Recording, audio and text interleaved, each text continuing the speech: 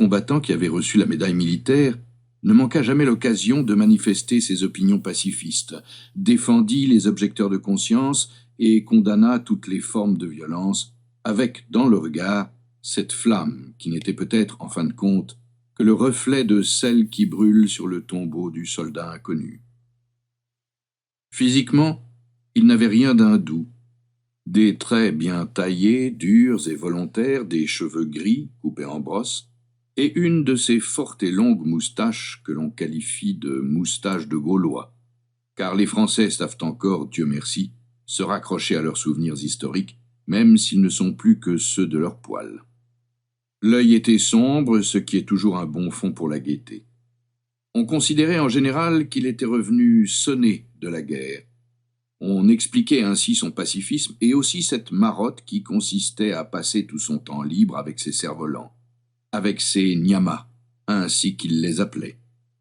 Il avait découvert ce mot dans un ouvrage sur l'Afrique équatoriale où il signifie, paraît-il, tout ce qui a souffle de vie, homme, moucheron, lion, idée ou éléphant. Sans doute avait-il choisi le métier de facteur rural parce que sa médaille militaire et les 2 citations à sa croix de guerre lui donnaient droit à un emploi réservé, ou peut-être y voyait-il une activité qui allait bien à un pacifique. Il me disait souvent « Avec un peu de chance, mon petit Ludo, si tu travailles bien, peut-être pourras-tu décrocher toi aussi un jour au PTT un emploi de buraliste. » Il me fallut bien des années pour m'orienter dans ce qui était chez lui gravité et fidélité profonde, et ce qui était une veine goguenarde qui paraissait venir de ce fond commun où les Français vont se chercher lorsqu'ils se perdent. Mon oncle disait que les cerfs-volants doivent apprendre à voler comme tout le monde. Et dès l'âge de 7 ans, je l'accompagnais après l'école à ce qu'il appelait l'entraînement. Tantôt sur le pré, devant la motte, tantôt un peu plus loin, au bord de la rigole, avec un nyama qui sentait encore bon la colle fraîche.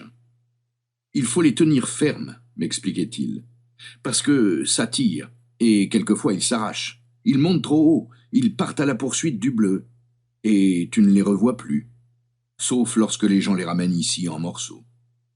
Et si je les tiens trop fort, est-ce que je ne vais pas m'envoler avec eux, moi aussi ?» Il souriait, ce qui rendait sa grosse moustache encore plus gentille.